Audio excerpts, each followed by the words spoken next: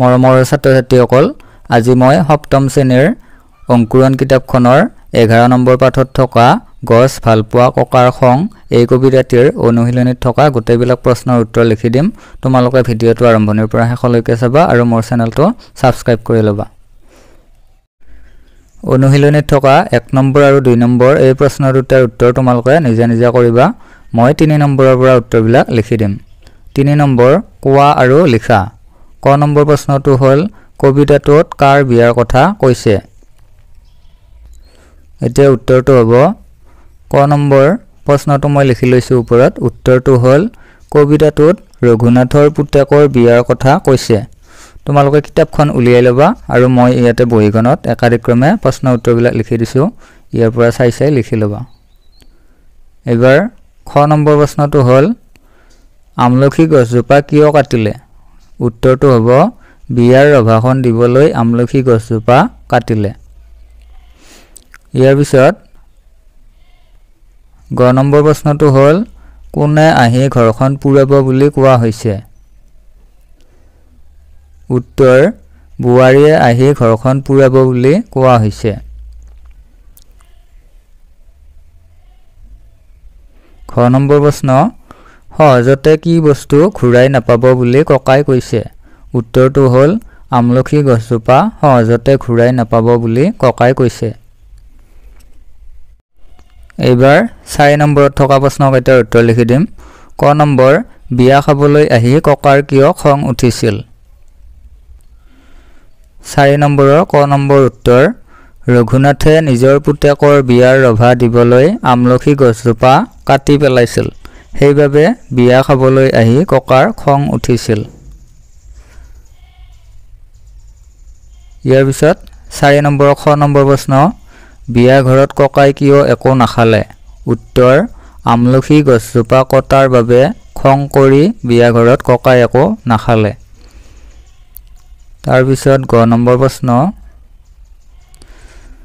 গ নম্বৰ খং উঠাৰ পাছতো ককাই দৰাক কি দিব বিচাৰিছিল। উত্তৰ খং উঠাৰ পাছতো ককাই দৰাক এজোলোকা আশীৰ্বাদ দিব বিচাৰিছিল। এইবাৰ 5 নম্বৰ প্ৰশ্নটো হ'ল তলৰ কবিতা ফাকি গদ্য ৰূপত লিখা। আলহী অতিথি যাব ৰভা নাইকিয়া হ'ব বোৱাৰীয়ে ঘৰখন দিবহি পুৰাই পিছে কোৱাচোন ৰঘুনাথ আমলখি গছজোপা সহজতে পাবানে ঘূৰাই। এইখিনি কবিতা আকাৰত আছে। এতিয়া এই কবিতা ফাকি আমি গদ্য ৰূপত লিখিব লাগিব। অৰ্থাৎ 3-4 মান বাক্যত গদ্য আকাৰে লিখিব লাগিব। মই এতিয়া উত্তৰটো লিখি দিম। 5 নম্বৰ উত্তৰ আলহী অতিথি যোৱাৰ পাছত ৰভাখন নাইকিয়া হ'ব বোৱাৰী আহি ঘৰখন পুৰাই দিবহি পিছে ৰঘুনাথ কোৱাচোন সহজতে আমলখি গছজোপা আৰু ঘূৰাই পাবানে। এনেকৈ লিখিব লাগিব। এইটো হৈছে গদ্য ৰূপ। এইবাৰ 6 নম্বৰ প্ৰশ্নটো হ'ল কবিতাটোৰ মূলভাৱ লিখা। এতিয়া উত্তৰটো হ'ল ৰঘুনাথে পুতেকৰ বিয়াৰ ৰভা দিবলৈ আমলখি গছজোপা কাটি পেলালে। গছ ভালপোৱা ককাজনকো ৰঘুনাথে পুতেকৰ বিয়ালৈ মাতিছিল। ককা বিয়ালৈ আহিল কিন্তু ৰভা দিবলৈ আমলখি গছজোপা কটাৰ বাবে ককাৰ বৰ খং উঠিল। তেওঁ ৰঘুনাথক ক'লে যে আমলখি গছজোপা সহজতে ঘূৰাই পোৱা নাযাব। গছডাল কটাৰ বাবে মনৰ বেজাৰত ককাই বিয়া ঘৰত একো নাখালে। দৰাটিক আশীৰ্বাদ দি তেওঁ গুচি গ'ল। এইখিনি কথা লিখিবই লাগিব। মূলভাৱ বুলি ক'লে গোটেই কবিতাটিৰ মূলভাৱটো লিখিব লাগে। গতিকে ইয়াতকৈ আৰু চমুকৈ লিখিব নোৱাৰি।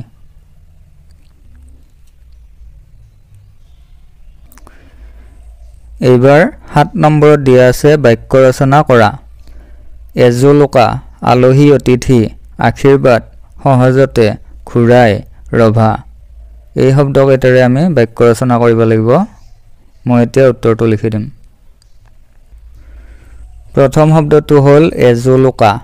এতিয়া বাক্যটো হ'ব বিয়ালৈ গৈ ককাই দৰাক এজোলোকা আশীৰ্বাদ দিলে।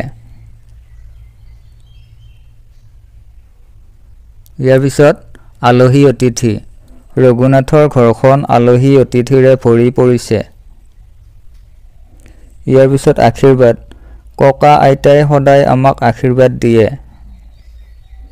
তাৰ পিছত সহজতে, হেৰাই যোৱা বস্তু সহজতে ঘূৰাই পোৱা নাযায়। তাৰ পিছত আকৌ এবাৰ ঘূৰাই শব্দটো লগাই বাক্য এটা লিখিম। কাৰোবাৰ হেৰুৱা সামগ্ৰী পালে ঘূৰাই দিব লাগে। তাৰ পিছত ৰভা, ৰঘুনাথে ৰভা দিবলৈ আমলখি গছজোপা কাটি পেলালে। এই বাক্যকেইটা তোমালোকে লিখি ল'বা। এইবাৰ 8 নম্বৰত দিয়া আছে ক অংশৰ লগত খ অংশৰ অৰ্থৰ মিল থকা শব্দবোৰ আস্তানি মিলোৱা। ক অংশত কেইটামান শব্দ দিয়া আছে আৰু খ অংশতো কেইটামান শব্দ দিয়া আছে। ইহঁতৰ অৰ্থবিলাক মিলাই মিলাই আস্তানিব লাগিব। ৰভা মানে হৈছে কোনো অনুষ্ঠানৰ বাবে অস্থায়ীকৈ নিৰ্মাণ কৰা চালি। তোমালোকে এনেকৈ আঁচ দিব পাৰা, নহ'লে পোনে পোনেও লিখিব পাৰা, মই লিখি দিম। তাৰপিছত দৰা মানে হৈছে বৰ, গছ মানে বৃক্ষ, ঔষধ মানে দৰৱ। এনেকৈ তালিকাখন বনাই ল'বা। 8 নম্বৰ উত্তৰ। এতিয়া উত্তৰবিলাক পোনে পোনে লিখিবা, শব্দ অৰ্থবিলাক। ক অংশ খ অংশ, ৰভা মানে হৈছে কোনো অনুষ্ঠানৰ বাবে অস্থায়ীকৈ নিৰ্মাণ কৰা চালি। আস্তানি থাকিব নালাগে বেকা বেকিকৈ, পোনে পোনে লিখিবা। তাৰপিছত দৰা মানে হৈছে বৰ। তাৰপিছত গছ মানে বৃক্ষ, ঔষধ মানে দৰৱ। এইবাৰ 9 নম্বৰ প্ৰশ্নটো হ'ল তোমাৰ পৰিয়ালৰ অন্য সদস্যসকলক বা ওচৰ চুবুৰীয়াক গছ গছনি নাকাটিবলৈ কেনেদৰে বুজাবা কোৱা। এতিয়া উত্তৰটো মই লিখি দিম। 9 নম্বৰ উত্তৰ, আমি আমাৰ পৰিয়ালৰ সদস্য আৰু ওচৰ চুবুৰীয়াক গছ গছনি নাকাটিবলৈ এনেদৰে বুজাব লাগিব। গছে আমাক অক্সিজেন যোগান ধৰে। খৰি, খেৰ, ফল মূল আদি আমি গছ গছনিৰ পৰাই পাওঁ। গছ গছনিয়ে বায়ুমণ্ডলৰ বতৰ ঠিক কৰি ৰাখে। গছ গছনি নথকা ঠাইত বৰষুণৰ পৰিমাণ কমি যায় আৰু ঠাইখন মৰুভূমিত পৰিণত হয়। সেইবাবে যধে মধে গছ গছনি কাটিব নালাগে।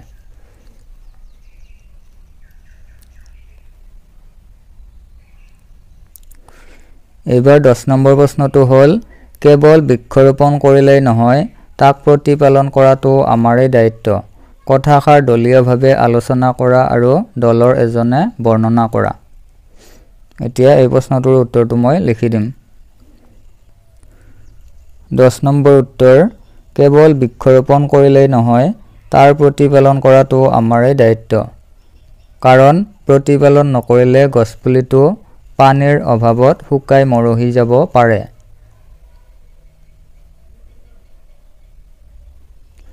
গতিকে বৃক্ষৰোপণ কৰাৰ পিছত গছপুলিবোৰত মাজে সময়ে পানী দিব লাগে।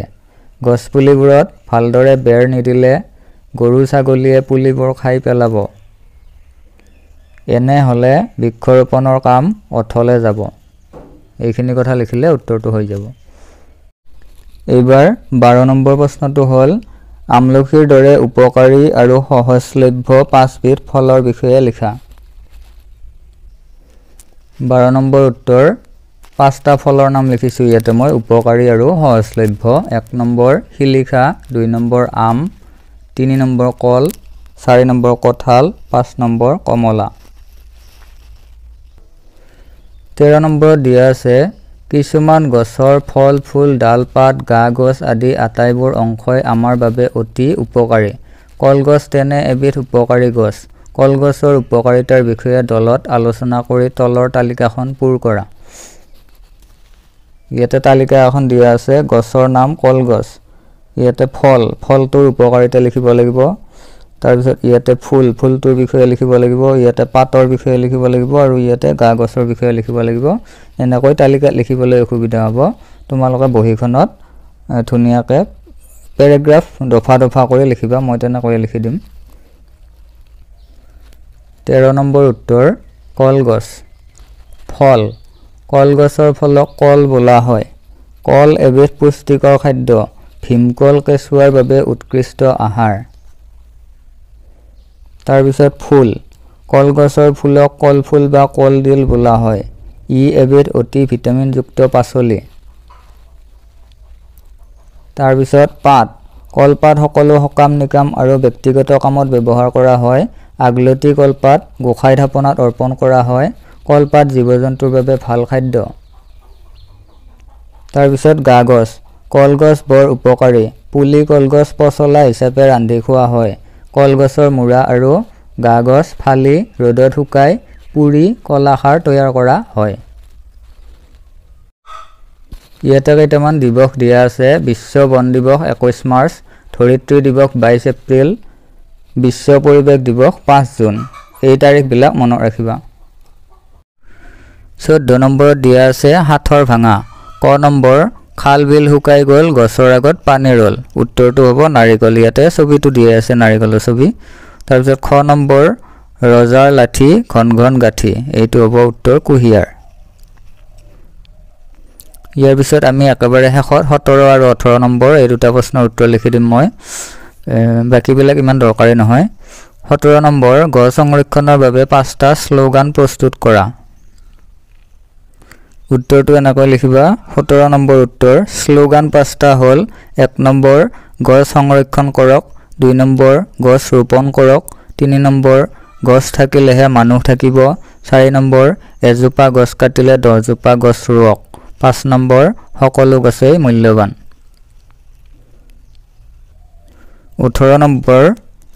18 নম্বৰ ডক্টৰ ভৱেন্দ্ৰনাথ শইকীয়াই ৰচনা কৰা শিশু সাহিত্যসমূহ আৰু তেওঁ পৰিচালনা কৰা কথাৰ ছবিৰ নাম সংগ্ৰহ কৰি এখন তালিকা প্ৰস্তুত কৰা উত্তৰটো হ'ল 18 নম্বৰ উত্তৰ ডক্টৰ ভৱেন্দ্ৰনাথ শইকীয়াই ৰচনা কৰা শিশু সাহিত্য 1 নম্বৰ মৰমৰ দেউতা 2 নম্বৰ তোমালোকৰ ভাল হওক 3 নম্বৰ মৰম 4 নম্বৰ শান্তশিষ্ট হৃষ্টপুষ্ট মহাদুষ্ট আদি ইয়াৰ পিছত ডক্টৰ ভৱেন্দ্ৰনাথ শইকীয়াই পৰিচালনা কৰা কথাছবিসমূহ হ'ল 1 number Sandhyarag 2 number Anirban 3 number Agnisnan 4 number Kolahal 5 number Sarathi 6 number Abartan 7 number Itihaas 8 number Kalsandhya ইয়াৰ পৰা তোমালোকে এইখিনি লিখি ল'বা